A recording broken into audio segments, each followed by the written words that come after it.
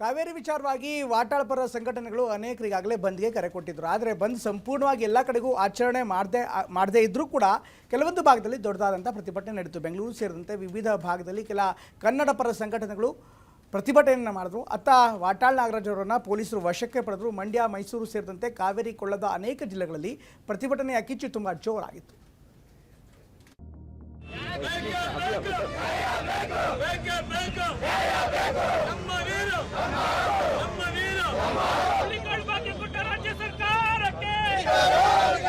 ಮಂಡ್ಯ ಜಿಲ್ಲೆಯಲ್ಲಿ ಉಳ್ಳಿ ಬಿಚ್ಚಿಸ್ತೀವಿ ಅಂತ ಅದಕ್ಕೆ ಉಳ್ಳಿ ಪ್ರತಿಭಟನೆ ಮಾಡ್ತಾವಿ ಸ್ವಾಮಿ. ನೀರ್ನ ಕೊಡಕ್ಕಾಗುದಿಲ್ಲ ಅಂತ ಹೇಳ್ಬೇಕು.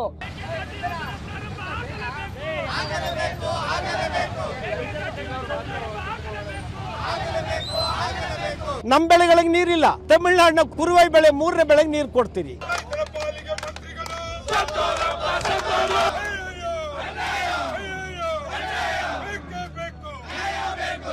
ನಮ್ಮ ರಕ್ತ ಬೇಕಾದ್ರೂ ಕೊಡ್ತೀವಿ. ತಮಿಳುನಾಡಿಗೆ ನೀರು ಕೊಡಕ್ಕೆ ನಾವು ತಯಾರಿಲ್ಲ. ಕರ್ನಾಟಕ ಬಂದ್. ಕಾವೇರಿ ಕೊಳ್ಳದ ಜಿಲ್ಲೆಗಳಲ್ಲಿ ಬಂದ್ ಪ್ರತಿಭಟನೆ ತೀವ್ರ ಸ್ವರೂಪ ಪಡೆದಿತ್ತು. ಕಾವೇರಿ ನೀರು ಕೇಳ್ತಾ ಇರೋ ತಮಿಳುನಾಡಿಗೆ ಬಂದ್ ಮೂಲಕ ಬಿಸಿ ಮುಟ್ಟಿಸೋ ಕೆಲಸ ಆಯಿತು. ಜಿಲ್ಲೆಯಲ್ಲೂ ಕನ್ನಡ ಪರ ಸಂಘಟನೆಗಳು ಬೀದಿಗಿಳಿದು ಹೋರಾಟ ಮಾಡಿದ್ವು. ವಾಟಾಳ್ ನಾಗರಾಜ್ ಕರೆ ಕೊಟ್ಟ ಬಂದ್ಗೆ ಮಂಡ್ಯ, ಮೈಸೂರು, ರಾಮನಗರ ಭಾಗದಲ್ಲಿ ವಿಭಿನ್ನ ಪ್ರೊಟೆಸ್ಟ್ಗಳು ನಡೆದವು. ಕೆಲವೊಂದ್ ಕಡೆ ಮಡಿಕೆ, ಹುರುಳಿಕಾಳು ಹಿಡಿದು ಧರಣಿ ಮಾಡಿದ್ರೆ ಮತ್ತೊಂದಿಷ್ಟು ಮಂದಿ ಬೈಕ್ ರ್ಯಾಲಿ ಮಾಡಿ ತಮಿಳುನಾಡು ವಿರುದ್ಧ ಧಿಕ್ಕಾರ ಕೂಗಿದ್ರು.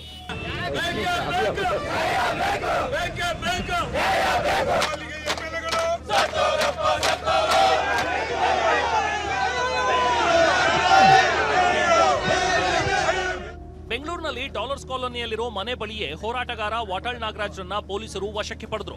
ಬಾಯಿಗೆ ಟೇಪ್ ಅಂಟಿಸಿಕೊಂಡು ಮೌನ ಪ್ರತಿಭಟನೆಗೆ ಅಂತ ಮೆಜೆಸ್ಟಿಕ್ನತ್ತ ತೆರಳೋಕೆ ಮುಂದಾಗಿದ್ರು. ವಶಕ್ಕೆ ಪಡೆಯೋ ವೇಳೆ ಭಾರಿ ಹೈಡ್ರಾಮಾ ನಡೀತು. ಪೊಲೀಸರ ವಿರುದ್ಧವೇ ವಾಟಾಳ್ ಧಿಕ್ಕಾರ ಕೂಗಿದ್ರು.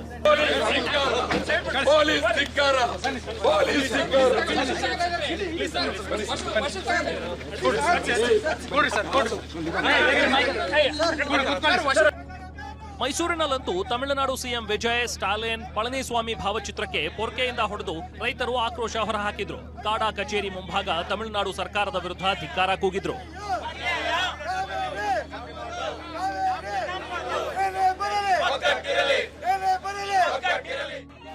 ಮೈಸೂರಿನ ಸಂಜಯ್ ವೃತ್ತದಲ್ಲಿ ಹುರುಳಿಕಾಳು ಹಿಡಿದು ಅನ್ನದಾತರು ವಿಭಿನ್ನ ಪ್ರತಿಭಟನೆ ನಡೆಸಿದ್ರು. ಬೆಂಗಳೂರು, ಮೈಸೂರು ಹಳೆಯ ಹೆದ್ದಾರಿ ತಡೆದು ಪ್ರತಿಭಟನಾಕಾರರು ಸಿಡಿದೆದ್ರು.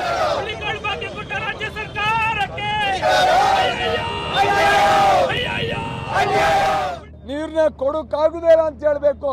ಹಿಂದೆ ಒಬ್ಬ ಮುಖ್ಯಮಂತ್ರಿ ಹೇಳಿದ್ರು, ಮಂಡ್ಯ ಜಿಲ್ಲೆಯಲ್ಲಿ ಉಳ್ಳಿ ಬಿಚ್ಚಿಸ್ತೀವಿ ಅಂತ ಅದಕ್ಕೆ ಉಳ್ಳಿ ಪ್ರತಿಭಟನೆ ಮಾಡ್ತಾವಿ ಸ್ವಾಮಿ.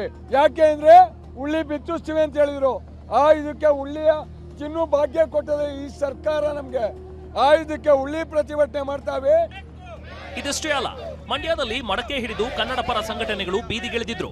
ಕದ್ದು ಮುಚ್ಚಿ ನೀರು ಬಿಡ್ತಾ ಇರೋ ಸರ್ಕಾರ ಅಂತ ಧಿಕ್ಕಾರ ಕೂಗಿ ಆಕ್ರೋಶ ವ್ಯಕ್ತಪಡಿಸಿದ್ರು.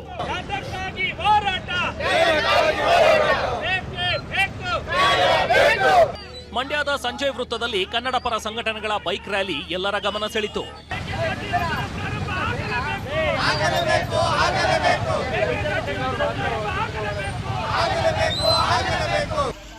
ಮಂಡ್ಯದ ಪಾಂಡವಪುರದಲ್ಲಿ ಸಾವಿರಾರು ವಿದ್ಯಾರ್ಥಿಗಳು ಬೀದಿಗಿಳಿದು ಬಂದ್ಗೆ ಬೆಂಬಲ ನೀಡಿದ್ರು.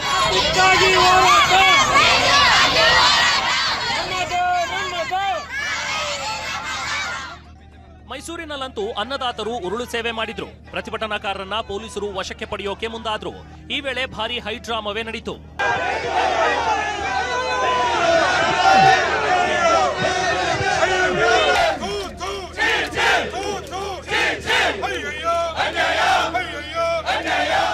ರಕ್ತ ಕೊಟ್ಟೆವು, ನೀರು ಕೊಡೋದಿಲ್ಲ ಅಂತ ರೈತರೊಬ್ಬರು ಸರ್ಕಾರಕ್ಕೆ ವಾರ್ನಿಂಗ್ ನೀಡಿದ್ರು. ನಮ್ಮ ರಕ್ತ ಬೇಕಾದ್ರೂ ಕೊಡ್ತೀವಿ.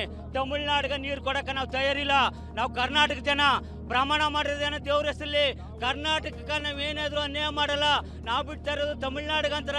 ಇವರು ತಮಿಳುನಾಡು ಗುಲಾಮಗಿರಿ ಕೆಲಸ ಮಾಡಕ್ಕಿದ್ದಾರೆ ಹೊರತು ರೈತರ ಪರ ಇಲ್ಲ. ಹತ್ತಿ ಬೆಲೆ ಗಡಿಯಲ್ಲಿ ರಸ್ತೆ ತಡೆದು ತಮಿಳುನಾಡಿಗೆ ಎಚ್ಚರಿಕೆ ಕೊಡೋ ಕೆಲಸವೂ ಆಯ್ತು. ತಮಿಳುನಾಡು ಸರ್ಕಾರಕ್ಕೆ ಇನ್ನು ಚಾಮರಾಜನಗರದಲ್ಲಂತೂ ಕನ್ನಡ ಪರ ಸಂಘಟನೆಗಳು ಪ್ರತಿಭಟನೆ ನಡೆಸಿದ್ವು.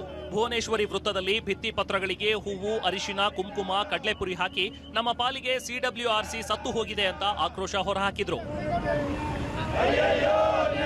ಈ ಚಾಮರಾಜನಗರದಲ್ಲಿ ಕನ್ನಡ ಪರ ಸಂಘಟನೆಗಳೀಗ ಹೋರಾಟವನ್ನು ಮಾಡ್ತಿರುವಂಥದ್ದು, ಪ್ರತಿಭಟನೆ ಕೂಡ ಮಾಡ್ತಾ ಇರುವಂಥದ್ದು. ನಾವು ಕೂಡ ನೋಡ್ತಾ ಇದ್ರಿ ಈಗಾಗಲೇ ಏನು ವರದಿಯನ್ನ ಕೊಟ್ಟಿದೆ, ಪ್ರತಿದಿನ 12,000 ಕ್ಯೂಸೆಕ್ಸ್ ಅಷ್ಟು ನೀರನ್ನ ತಮಿಳುನಾಡಿಗೆ ಬಿಡಲೇಬೇಕು ಅಂತ ಹೇಳಿ ಆ ಒಂದು ಆದೇಶವನ್ನ ವಿರೋಧ ಮಾಡಿ ಈಗ ಪ್ರತಿಭಟನೆ ಮಾಡ್ತಿರುವಂಥದ್ದು. ತಾವು ಕೂಡ ನೋಡ್ತಾ ಇರ್ಬೋದು, ಕೈಯಲ್ಲಿ ಈಗಾಗಲೇ ಕೂಡ ಕಾವೇರಿ ನಿರ್ವಹಣಾ ಮಂಡಳಿ ಕರ್ನಾಟಕ ರಾಜ್ಯದ ಪಾಲಿಗೆ ಸತ್ತು ಹೋಗಿದೆ ಅಂತ ಹೇಳಿ ಹೂವು, ಅರಿಶಿನ, ಕುಂಕುಮನ ಹಾಕೋದ್ರ ಮುಖಾಂತರವಾಗಿ ಆಕ್ರೋಶವನ್ನು ವ್ಯಕ್ತಪಡಿಸ್ತಾ ಇದ್ದಾರೆ. ತುಮಕೂರಿನಲ್ಲಿ ಟೌನ್ ಹಾಲ್ನಿಂದ ಡಿಸಿ ಕಚೇರಿವರೆಗೆ ಬೃಹತ್ ಮೆರವಣಿಗೆ ನಡೆಸಲಾಯಿತು.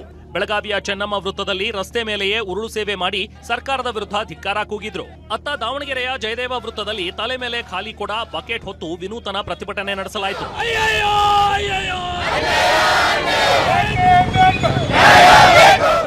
ಇನ್ನು ವಾಟಾಳ್ ನಾಗರಾಜ್ ಬಂಧನ ಖಂಡಿಸಿ ಚಿಕ್ಕಮಗಳೂರಿನ ನಡು ರಸ್ತೆಯಲ್ಲೇ ಉರುಳು ಸೇವೆ ಮಾಡಿದ್ರೆ, ಇತ್ತ ಕೊಪ್ಪಳದ ಹಿಟ್ನಾಳ್ ಟೋಲ್ ಬಳಿ ಲಾರಿ ತಡೆದ ಕರವೇ ಕಾರ್ಯಕರ್ತರು ಚಾಲಕರಿಗೆ ಹೂ ನೀಡಿ ಗಾಂಧಿಗಿರಿ ಮೆರೆದರು.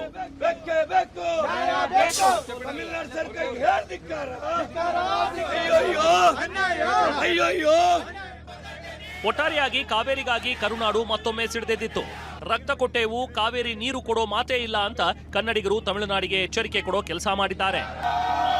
Bureau report, TV9.